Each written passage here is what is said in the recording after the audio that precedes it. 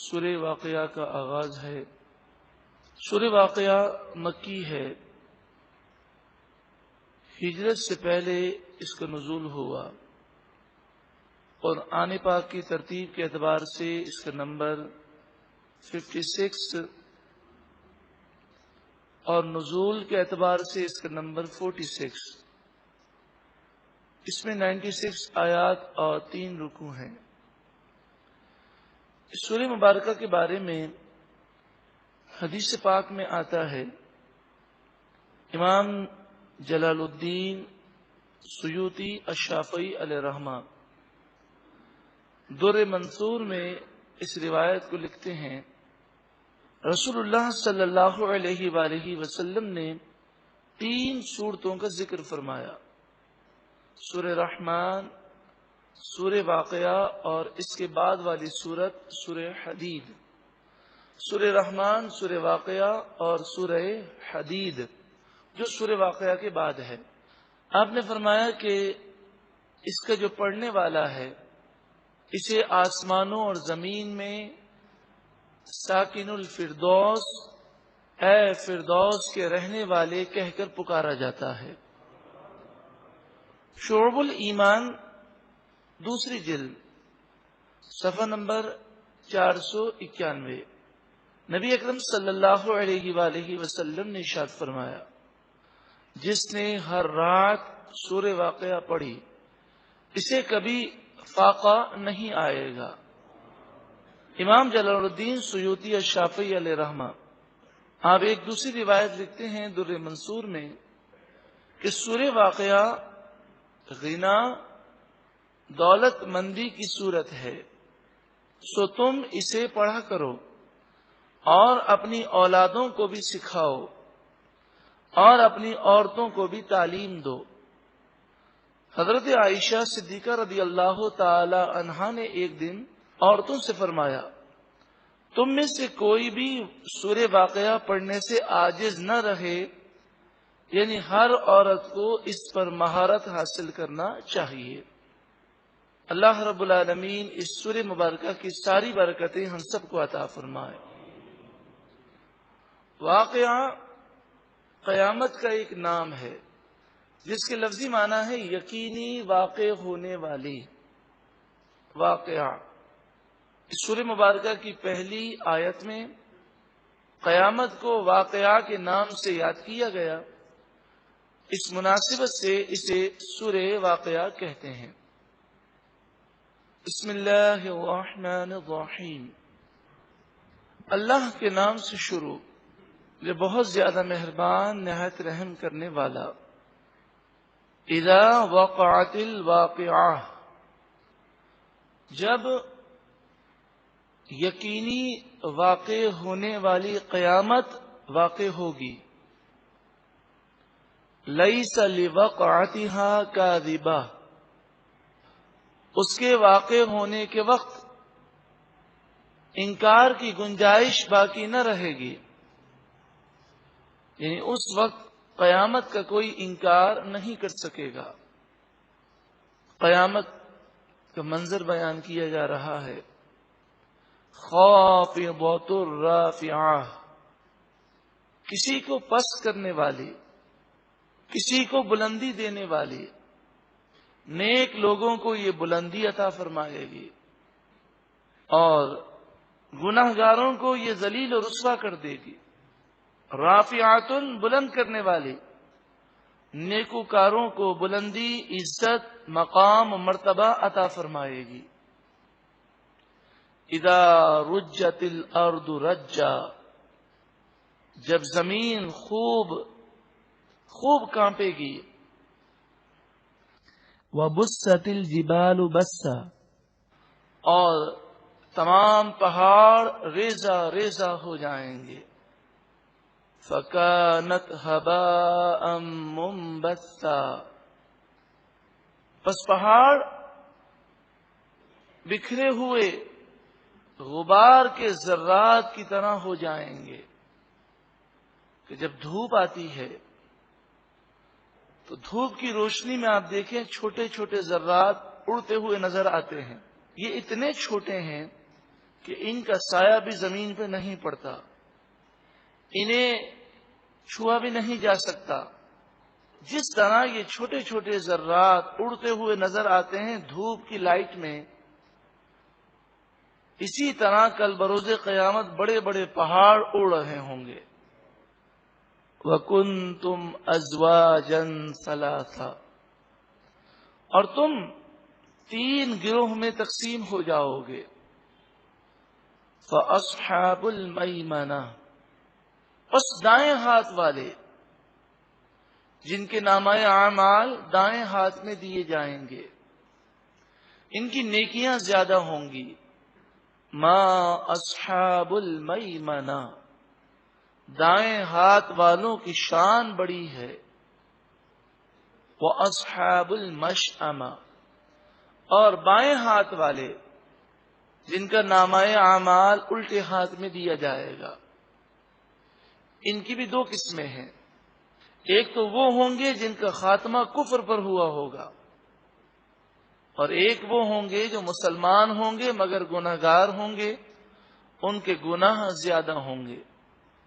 تو جو مسلمان گناہگار ہوں گے ان کا نامہ اعمال الٹے ہاتھ میں دیا جائے گا، اور جن کا گناہوں کی وجہ سے کفر پر خاتمہ ہوا ہوگا، گناہوں کی وجہ سے جن کا ایمان برباد ہو گیا ہوگا، ان کا نامہ اعمال الٹا ہاتھ سینہ توڑ کر پیٹھ کے پیچھے نکال کر دیا جائے گا۔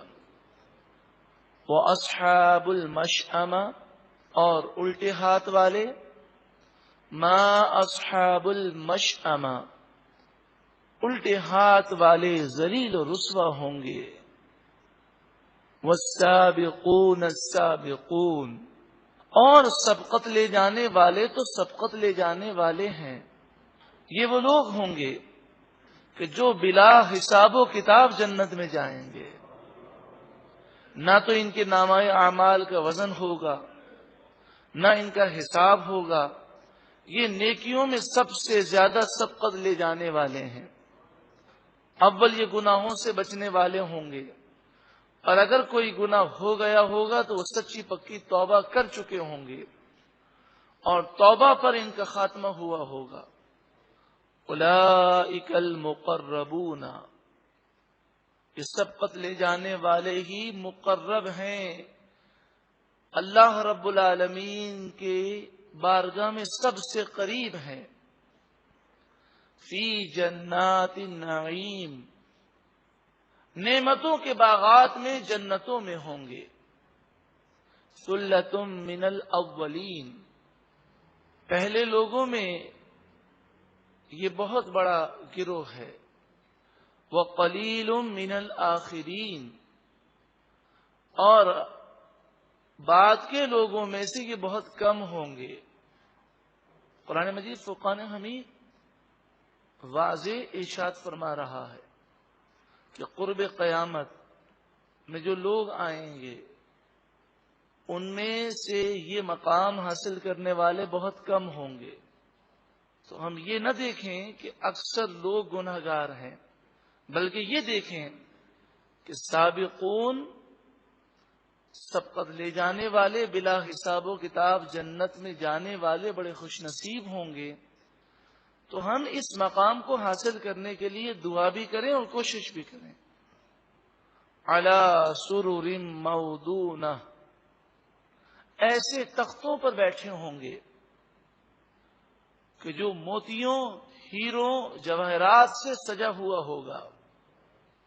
متکئین علیہا متقابلین، ان تختوں پر آمنے سامنے تکیہ لگائے ہوئے سکون چین سے بیٹھے ہوں گے۔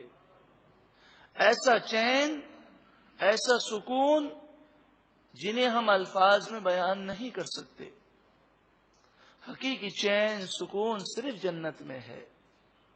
یطوف علیہم ولدان مخلدون، ان کے ارد گرد گھومیں گے خوبصورت بچے، مخلدون، جو ہمیشہ اسی حالت میں رہیں گے۔ ان خدام کو، بچوں کو جو جنتی ہیں،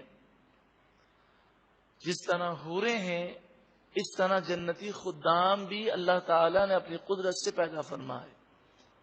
وہ ہر وقت ہیروں کی طرح چمک رہے ہوں گے، جن کے دیکھنے سے آنکھوں کو سکون اور چین نصیب ہوگا. اور یہ ہر وقت ایک ادنا جنتی کے پاس بھی 80,000 خدام ہوں گے جو ہر وقت اپنے ہاتھوں میں پیالے، جگ اور گلاس لے کر، مشروبات لے کر تیار ہوں گے. دنیا کے اندر خدام کو بتانا پڑتا ہے کہ یہ چاہیے، اتنا بھر کے دو، اس انداز میں دو، مگر وہاں بتانے کی ضرورت نہیں ہوگی.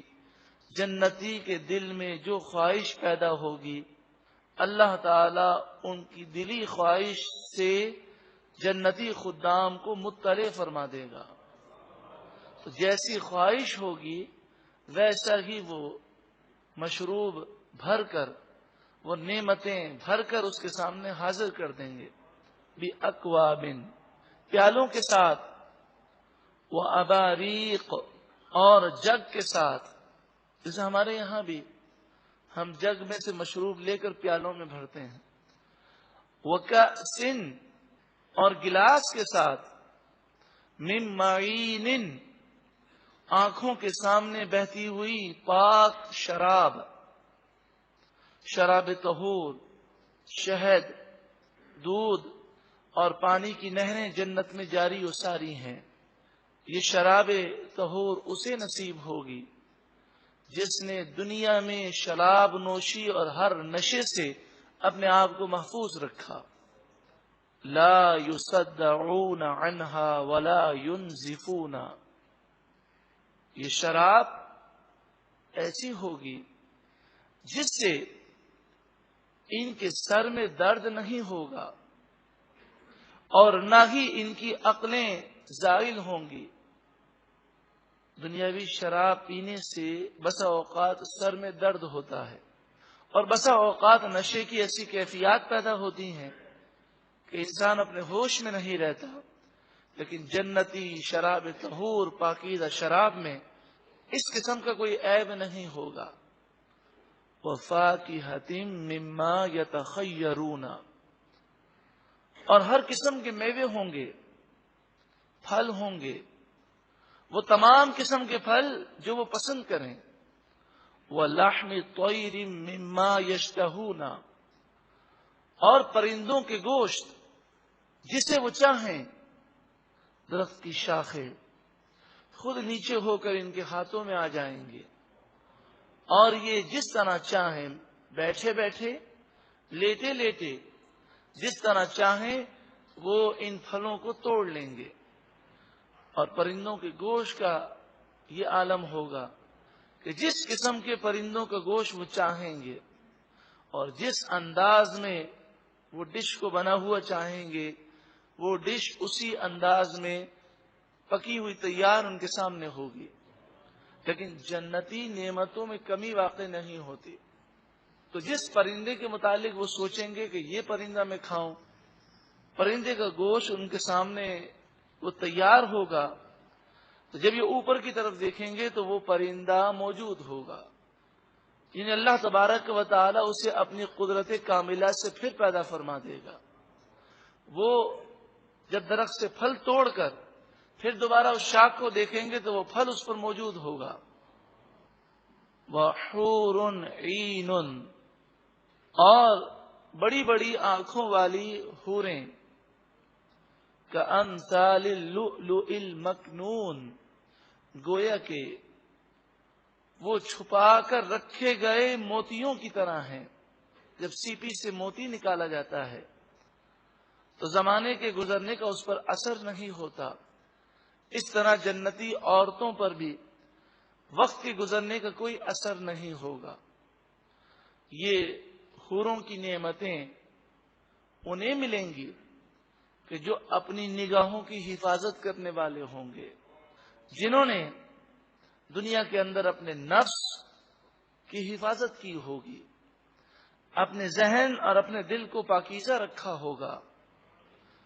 جزاء بما کانوا یعملون، یہ بدلہ ہے، یہ صلہ ہے ان اعمال کا جو وہ کیا کرتے تھے. لا يسمعون فيها لغوا ولا تأثیما، جنتی جنت میں نہ تو کوئی فضول بات سنیں گے اور نہ ہی کوئی گناہ کی بات سنیں گے. وہاں بے حیائی، اوریانی، فحاشی، گالی گلوچ، غیبت، چغلی، جھوٹ، وعدہ خلافی، اس طرح کی کوئی مصیبت نہیں ہوگی، کوئی گناہوں کی کیفیات نہیں ہوں گی.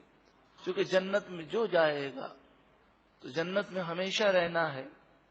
جنت میں ہر قسم کے گناہوں اور ہر قسم کی بےہودگی سے اللہ رب العالمین جنتیوں کو محفوظ فرمائے گا.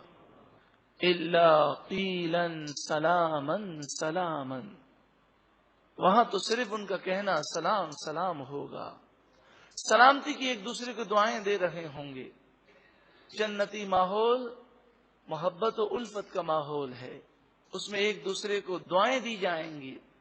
اور اس جنتی ماحول کے اندر حسد، کینہ، بغض، عداوت، دشمنی، اس طرح کی کوئی کیفیات نہیں ہوں گی. یہ ان لوگوں کا بیان ہے کہ جو بلا حساب و کتاب جنت میں جائیں گے. وہ اصحاب الیمین، اور سیدھے ہاتھ والے. ما اصحاب الیمین، سیدھے ہاتھ والوں کی شان بڑی ہے. فی سدر مخدود، یہ بیر کے درختوں کے نیچے ہوں گے. مخدود، بیر کے درخت میں کانٹے ہوتے ہیں، لیکن جنتی درختوں میں کانٹے نہیں ہوں گے. ایسے بیر کے درختوں کے نیچے ہوں گے جس میں کانٹے نہیں ہوں گے. اسی طرح دنیا کے اندر پھولوں کو بھی چھونے جاتے ہیں تو کبھی کبھی کانٹے لگ جاتے ہیں. جنتی پودے اور درخت ہر قسم کے کانٹوں جھاڑیوں سے پاک ہوں گے. اسی طرح دنیا کے پھلوں میں بیج ہے، جنتی پھلوں میں بیج اور گٹھلی نہیں ہوگی. وَطَلْحٍ مَّنْضُودٍ، اور کیلے کے گچھوں میں ہوں گے. وَظِلٍّ مَّمْدُودٍ، اور لمبے لمبے سایوں کے نیچے ہوں گے. اتنے بڑے بڑے سائے کہ سینکڑوں سال تک کوئی دوڑتا رہے تب بھی ان سایوں سے باہر نہ نکل سکے. وَمَاءٍ مَّسْكُوبٍ، اور ہمیشہ جاری پانی میں. اب سوچیں ذرا، تصور کریں کہ کوئی چین اور سکون کے ساتھ اس کا دل بھی سکون میں ہو اور وہ کسی ایسے مقام پر ہو کہ جہاں باغات بھی ہیں، نہریں بھی بہہ رہی ہیں. تو وہ اس مقام کا تصور کس قدر روح افزا ہے. لیکن آپ یہ بات تو سمجھتے ہی ہیں کہ یہ صرف سمجھانے کے لیے ہے. جنت کا تصور بھی نہیں کیا جا سکتا. جنت تصور سے بھی بالا اور برتر ہے. اس میں تو وہ نعمتیں ہیں کہ جنہیں نہ کسی کان نے سنا، نہ کسی آنکھوں نے دیکھا اور نہ کسی کے دل پر خیال گزرا. یہ جو بھی مثالیں ہیں سمجھانے کے لیے ہیں. ہاں، اللہ تعالیٰ نے اپنے نیک بندوں میں سے جس کو جنت کا دیدار کرایا اس کا معاملہ دوسرا ہے. اس حدیث پاک میں بھی آتا ہے کہ جو روزانہ 1000 مرتبہ آقا دو جہاں صلی اللہ علیہ وسلم پر درود و سلام پڑے گا، مرنے سے پہلے پہلے اسے جنت میں اس کا مقام دکھا دیا جائے گا. وَفَاكِهَةٍ كَثِيرَةٍ، اور بہت سارے پھل میوے. لا مقطوعۃ، نہ تو وہ ختم ہوں گے. ولا ممنوعہ، اور نہ ہی کوئی ان سے روک سکے گا. دنیا کے اندر کتنی بھی نعمتیں ہوں ہم کھاتے ہیں، لیکن بسا اوقات بیماری کی وجہ سے، یہ پیٹ میں درد ہونے کی وجہ سے ہم نعمتوں سے فائدہ نہیں اٹھا سکتے. اور اگر تندرستی میں بھی کھائیں تو تھوڑا سا کھانے کے بعد جس طرح ہمارا پیٹ بھرتا جاتا ہے ویسے ہی لذت کم ہوتی جاتی ہے، اور آخر کار وہ وقت آتا ہے کہ نعمتیں تو ہیں لیکن ہم کھا نہیں سکتے۔ لیکن جنت میں جب اللہ تعالیٰ نے وہ نعمتیں پیدا کی ہیں تو ان نعمتوں کے کھانے کے لیے بھی انسان کو وہ طاقتیں دی جائیں گی کہ سمجھانے کے لیے فرمایا گیا کہ ایک آدمی کو 100 آدمیوں جتنے کھانے کی طاقت ہوگی، اور ایک لقمہ کھائیں گے پھر دوسرا کھائیں گے، ہر لقمے میں ذائقہ اور ٹیسٹ الگ ہوگا، اور ہر لمحے ذائقہ کم ہونے کے بجائے ہر لقمے میں ذائقہ اور ٹیسٹ بڑھتا جائے گا، کیونکہ دنیا میں جیسے جیسے پیٹ بڑھتا جاتا ہے ذائقہ کم ہوتا جاتا ہے، پھر انسان کا جی بھر جاتا ہے۔ وہاں استنجا خانے جانے کی حاجت نہیں ہوگی، بلکہ خوشبودار پسینہ آئے گا اور ایک خوشبودار ڈکار آئے گی اور سارا کھانا پینا ہضم ہو جائے گا۔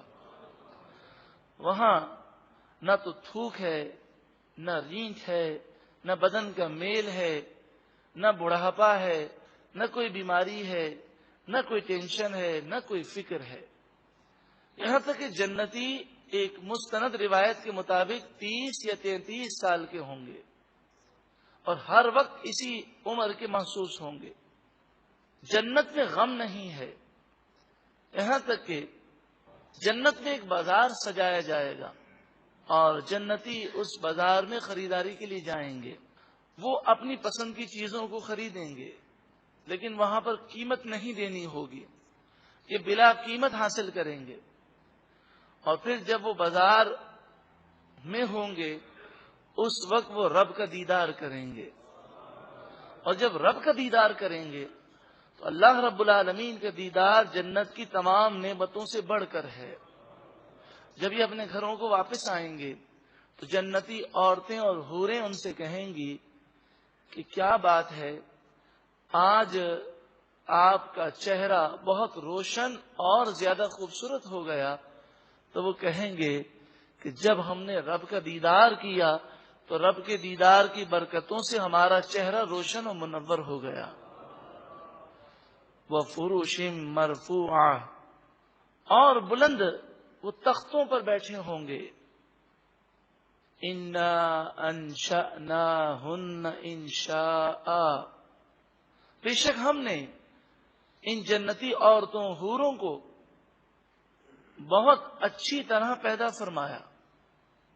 فَجَعَلْنَاهُنَّ أَبْكَارًا، بس ہم نے انہیں ہمیشہ کے لیے کنواری رکھا۔